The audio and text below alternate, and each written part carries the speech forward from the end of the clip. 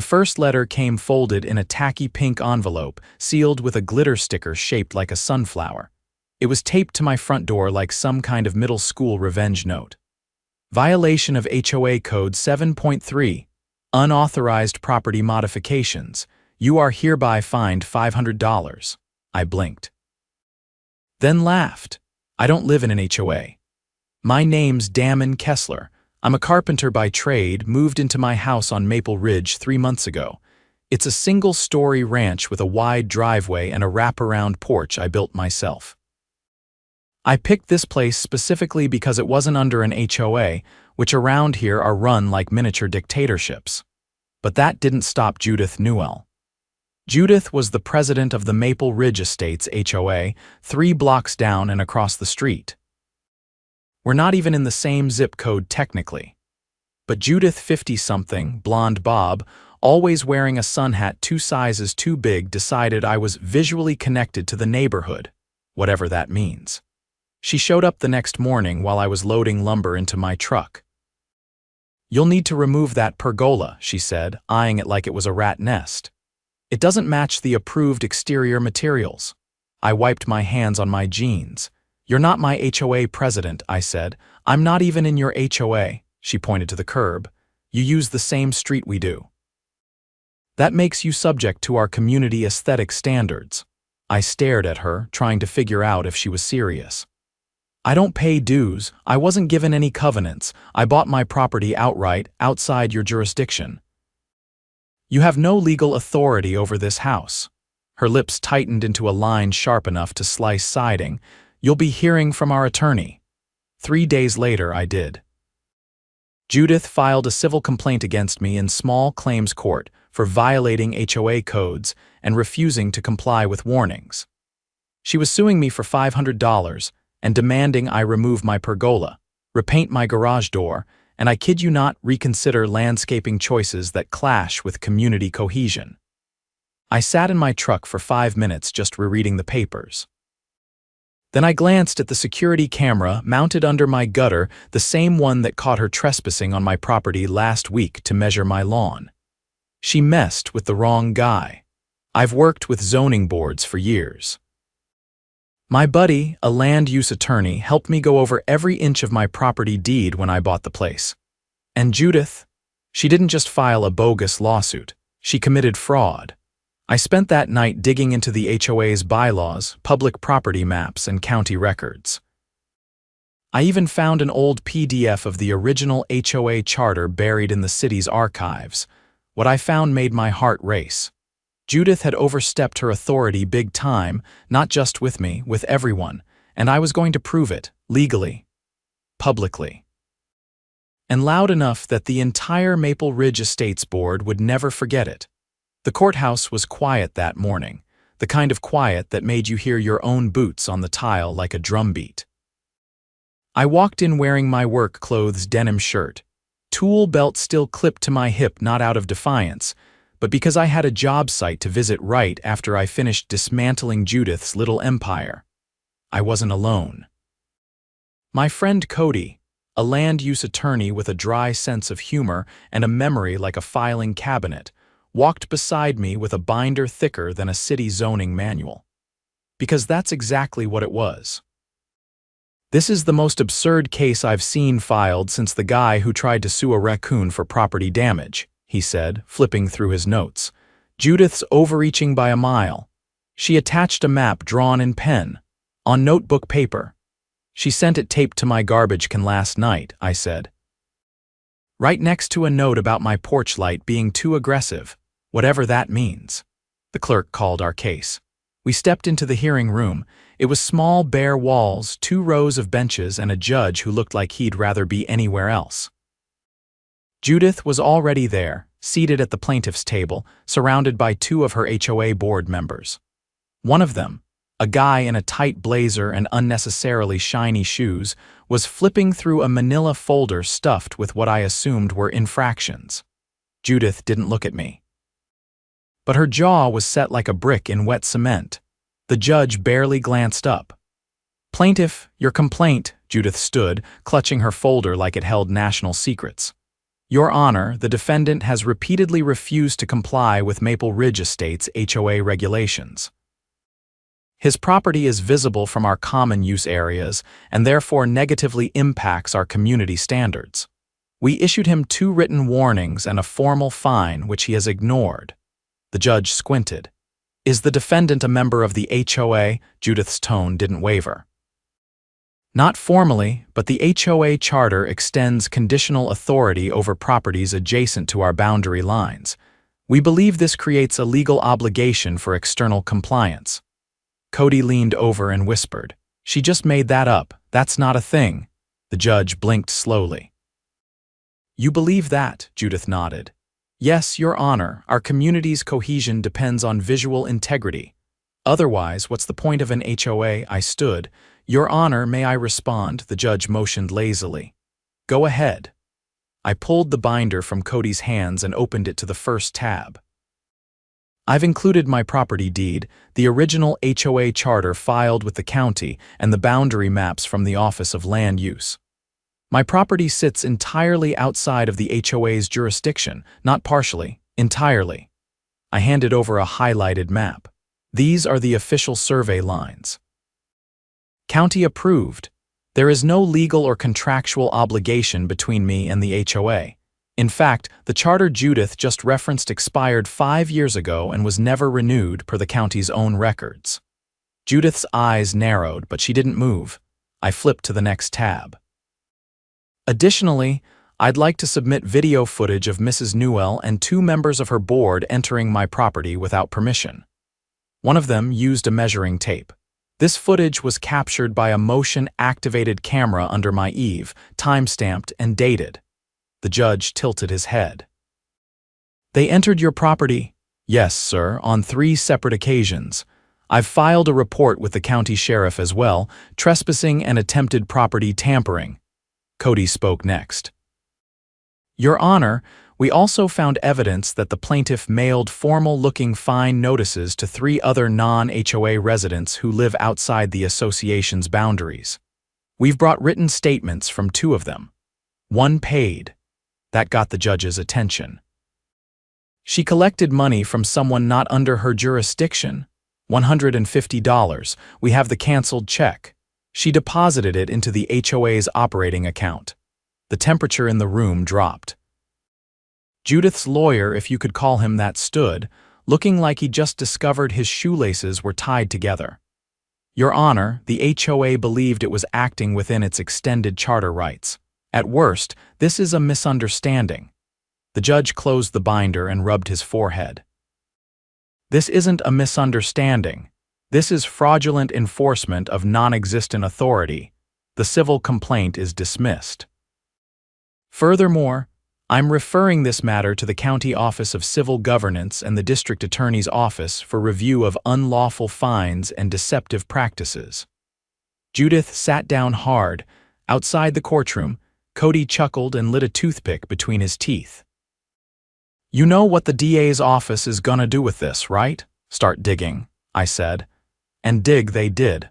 Within a week, county investigators began sifting through Maple Ridge Estate's financial records. Turns out, Judith and her board had been issuing compliance penalties to properties along the perimeter of the neighborhood for over a year. Most of them weren't in the HOA. They'd been threatening liens, using fake legal stationery, and cashing checks into a discretionary fund labeled Community Integrity Projects, which, as it turned out, paid for Judith's new patio extension and a landscaping job at her board vice president's house. 3 residents came forward with letters demanding payment for vague offenses like improper mailbox symmetry and unsanctioned garden decor. None of them were ever informed they weren't technically under HOA jurisdiction. Judith had been calling it a buffer zone. The DA's office didn't find that term amusing. 2 weeks after the court date, I got a call from Marisol, a woman who lived 2 doors down from me. She'd received one of the fake fines last fall and paid it out of fear of having a lien filed on her home. I showed her the documents we filed and she nearly cried. "They made me take down my daughter's swing set," she said, said it blocked the community's line of sight. I gave her a copy of the complaint the county filed against the HOA. She read it twice, then asked if I could help her put the swing set back up. By the end of the month, 5 homeowners had joined together to file a civil suit against Judith and the board for fraud and emotional distress. A 6th joined after discovering that their backyard shed had been spray painted with the words "non-compliant" in white paint. County investigators traced the paint to receipts in the HOA's discretionary fund ledger. Judith was arrested for fraud and trespassing. 2 board members stepped down immediately. The 3rd tried to claim ignorance, but the email threads retrieved during the investigation showed otherwise, and the HOA dissolved. The county terminated its charter pending a full audit and reauthorization vote, which, as of now, hasn't happened. The neighborhood elected a temporary resident committee to handle basic maintenance, and they've made it clear: no more unsolicited citations, no more fake fines, and no more buffer zones. As for me, I finally finished the pergola, painted it a bright cedar red just to twist the knife.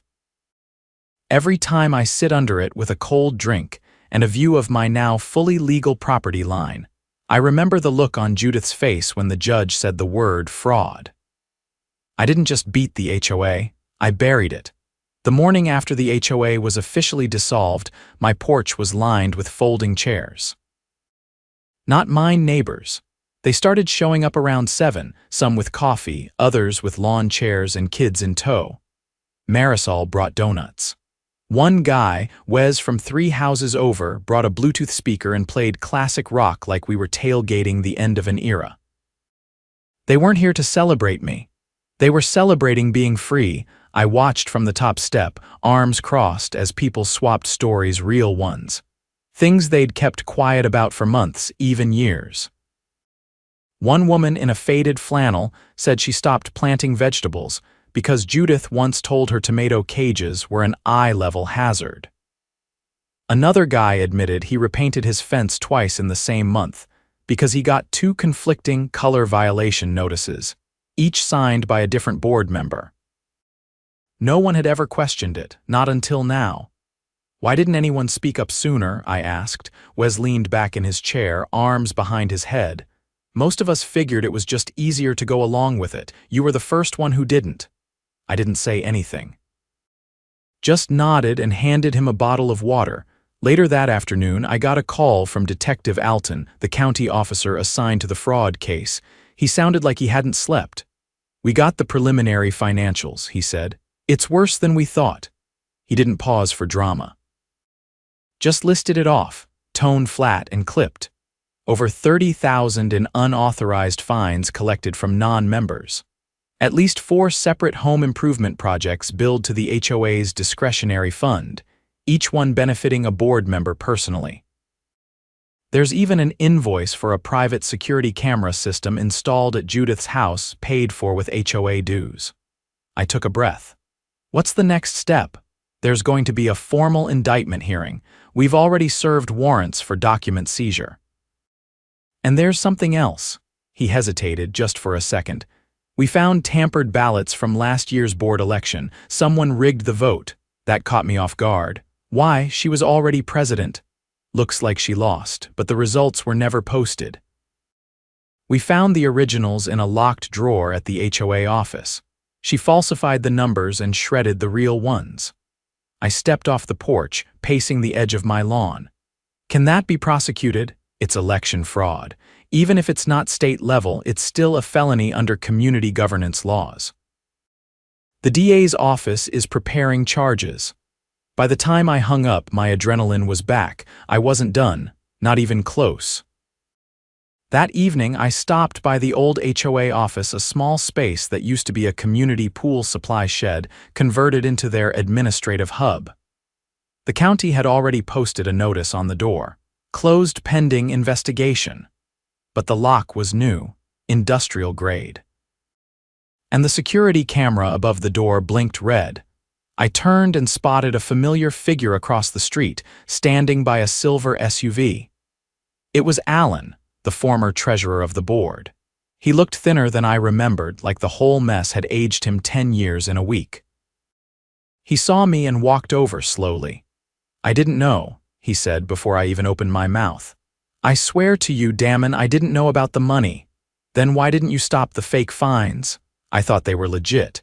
She told us the charter had been extended by a legal review. Said we were just bringing in outliers for the good of the neighborhood." "You didn't check the paperwork." She said it was confidential, that the county hadn't finalized the filing. I studied him. He looked wrecked, not guilty, just broken. "She lied to all of us," he said, voice barely above a whisper. "I quit after she made me sign off on that landscaping budget. I knew it wasn't for the park." I nodded. "You willing to testify?" Without hesitation, he nodded. "Yeah, I've got copies of everything she made me sign. I kept backups. I didn't know who to give them to." I gave him Detective Alton's number and watched him walk back to his SUV with a kind of quiet relief I hadn't seen on anyone involved in this yet. He wasn't a victim, but he wasn't the villain either. 2 days later, I was subpoenaed to testify at a grand jury hearing. I wore the only blazer I owned and brought the original footage from my security cam unedited, time-stamped, backed up 3 different ways. The prosecution team walked me through every detail, from the fake citations to the trespassing. I didn't embellish. I didn't need to. Judith's actions spoke for themselves. The prosecutor, a sharp-eyed woman named Felder, asked one final question before I stepped down. "Why did you decide to fight back?" I thought for a second. "Because someone had to. And I figured if someone was going to peel the paint off this operation, it might as well be a carpenter." The grand jury returned 5 felony counts against Judith: fraud, theft by deception, election tampering, criminal trespass, and misuse of public funds. The judge signed off on an arrest warrant that same day. They picked her up at a golf club in a neighboring county. She was halfway through an iced tea on the patio when they cuffed her. News spread fast. Local outlets picked up the story. HOA president indicted after targeting homes outside jurisdiction. The photo they used was a blurry shot of her being led into a cruiser, sun hat in hand, expression somewhere between disbelief and fury. But the real fallout happened in the community. Property values stabilized.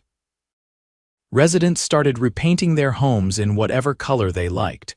Marisol got her daughter's swing set back up, and this time she added a tire swing for good measure.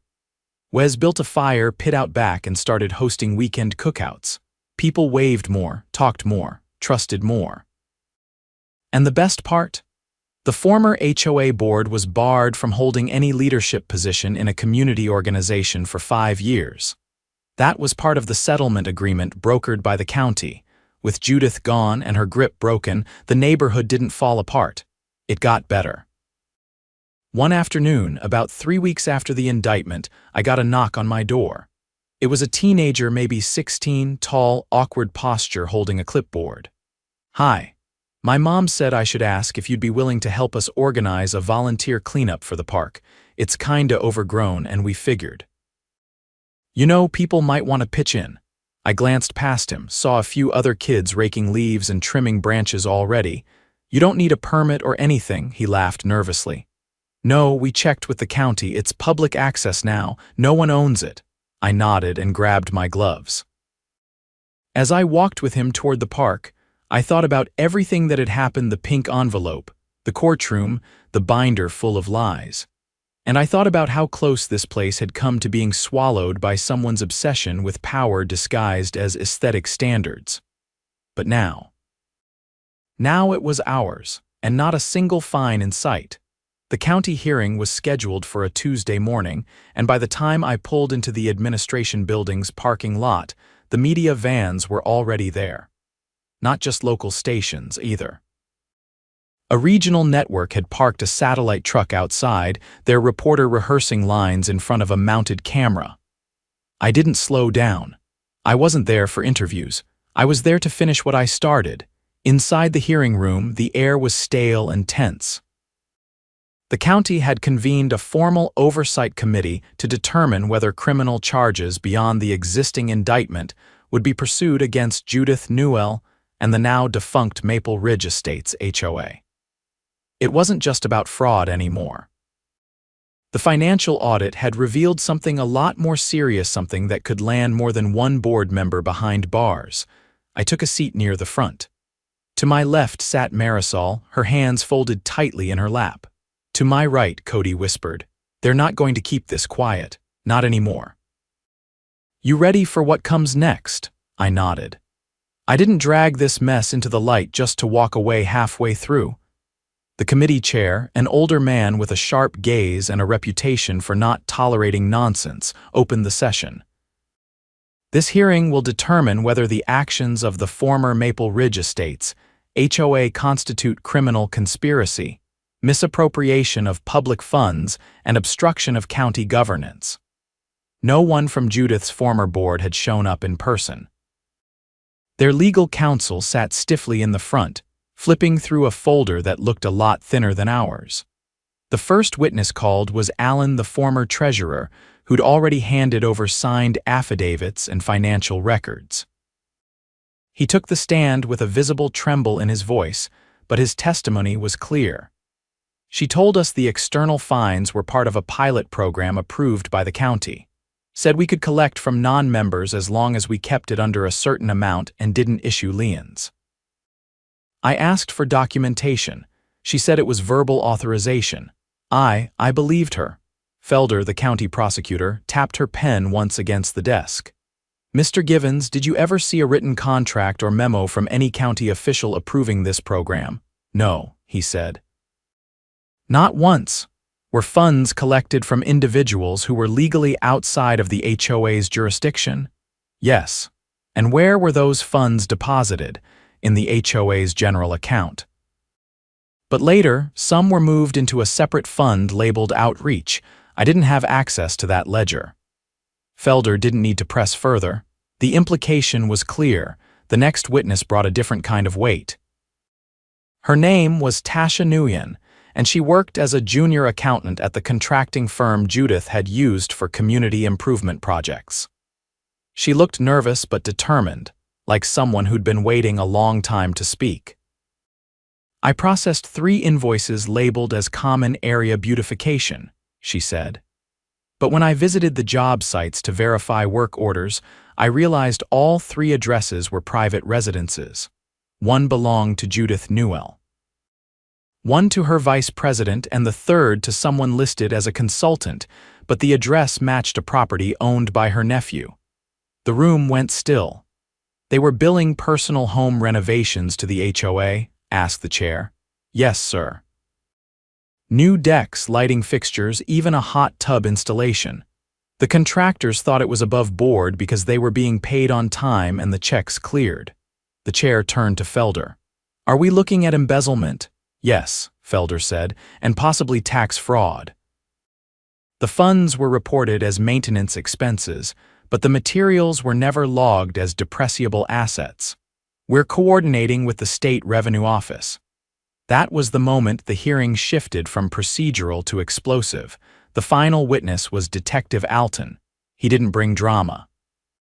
He brought evidence receipts, emails, digital correspondences, all obtained via warrant. He confirmed that Judith had not only rigged board elections and fabricated citations, but that she had also run a shell company registered under her cousin's name to funnel reimbursement checks back to herself under fake vendor listings. The HOA hadn't just overreached. It had become a criminal racket. The total estimated misappropriation exceeds $85,000, Alton said. That includes fraudulent fines, misuse of dues, and payments to fictitious contractors. We've confirmed at least 9 homeowners paid fines under threat of legal action. None of them were HOA members. We're pursuing full restitution. When the committee recessed for deliberation, the room buzzed like a storm about to break. Reporters scribbled notes, homeowners exchanged wide-eyed glances, and the legal counsel for the former board packed up without saying a word. Outside the building, I stood with Cody and Marisol near the steps. She was silent for a long moment, then said, "I didn't think anyone would ever believe us. I thought we'd just keep getting letters until we gave up. They believed when the proof hit the table, I said. That's the difference between suspicion and conviction. When the committee returned, the chair didn't waste time. We find sufficient cause to recommend expanded criminal charges against Judith Newell and former Maple Ridge Estates board members, including felony embezzlement, conspiracy to defraud, and obstruction of county oversight. Further, we are recommending civil forfeiture proceedings against assets purchased with misappropriated funds. It was done. Official, legal, unmistakable. Back in the neighborhood, things didn't return to normal. They found something better. The Temporary Resident Committee held a public vote on whether to reinstate the HOA under new leadership and revised bylaws. The result was unanimous: dissolve it permanently. The park was reopened as an independent community space under county maintenance. Someone donated benches. Someone else painted a mural on the old HOA office wall, a bright, swirling design of flowers, tools, and a scale tipped toward justice. One evening, I was installing a new fence panel on the south side of my property when a car pulled up and parked halfway across my driveway. I wiped my hands and turned. A woman stepped out. Late 30s, dark coat, clipboard in hand. "Mr. Kessler, I'm with the County Office of Residential Affairs. I was assigned to follow up on the Maple Ridge Estates case and facilitate the restitution process." I nodded. "You're here about the money they stole, partly. But also to let you know that, thanks to your testimony and documentation, we've flagged 2 other HOAs in the county with similar patterns. We're launching audits into both." I raised an eyebrow. "You think this was a template?" She nodded. "Judith didn't invent this. She just got caught first." She handed me a form. "If you're willing, we'd like to consult with you and your attorney as part of a task force. We're drafting new county standards for HOA governance. Your case is being used as the model." I took the form, glanced it over, and said, "Send me the schedule. I'll be there." That night, I sat on my porch with a cold drink and watched the sun dip behind the tree line. Across the street, Wes was stringing up lights between 2 trees while his kids ran circles around him. A few houses down, Marisol waved from her front yard, her daughter's swing set now surrounded by planters, and a wind chime someone had made out of old garden tools. Peace didn't mean everything was perfect, but now it was honest, free, ours. The woman who tried to steal that from us had been dragged into the light, and the community she thought she could control had stood up, spoke out, and pushed back, and I kept every letter she ever sent me.